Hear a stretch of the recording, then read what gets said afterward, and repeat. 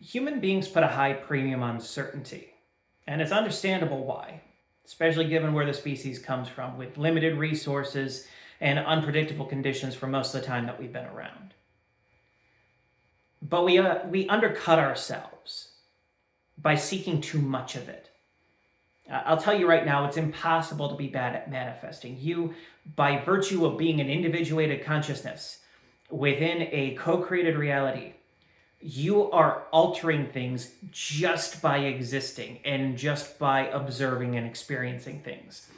The only thing it is possible to be bad at is to consciously get the results that you want. And the way that you refine that skill is to become more aware of what's going on in your subconscious and get your conscious and your subconscious minds more aligned. This is why the questions you ask matter far more than the answers that you seek or that you think you want.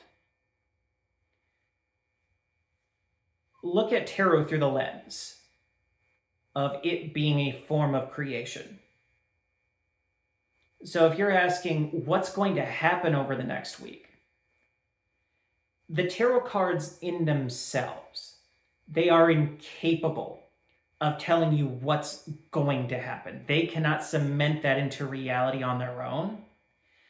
And they also can't reveal something fated, especially if it hasn't happened yet. And because tarot cards are tapping into your intuition, or it's a means of you tapping into your intuition and making it explicit through symbolism, what you're doing through the cards is you are unearthing what is within you, and you are also crystallizing certain possibilities. So if you're very good at using tarot cards to predict what's coming in the next week, this is one means by which you crystallize things. And if you're crystallizing a lot of things that you don't want, it's time to look at how you use the tarot and how you approach it. A good example would be, instead of asking, what's going to happen over the next week, ask, what possibilities are present over the next week?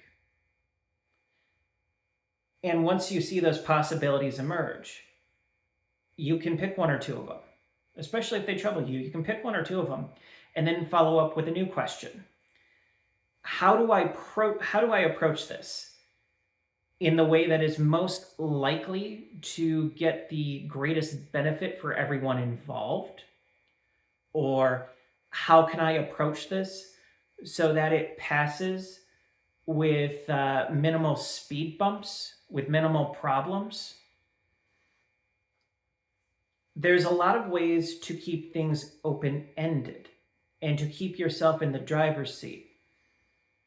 When asking for certainties from any divination tool, many times what you're doing is you're giving your power away to that tool instead of using it to inform yourself on the energies that are present, on the energies that are within you, and the many possibilities that you wouldn't have even thought of.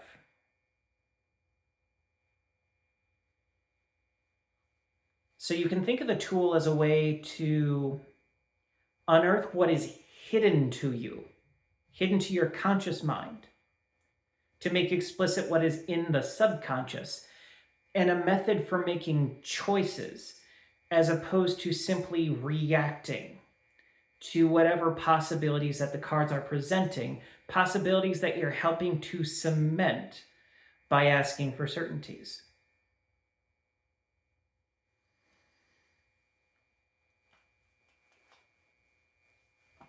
We like to rip the mystery out of life in a misguided pursuit of safety. We deny ourselves growth, and we deny ourselves adventure and room to journey into the unknown by approaching very subtle and open-ended things in terms that fit this concrete material reality as we perceive it. And the more we open up, the more that we are like water. When we are performing different forms of divination,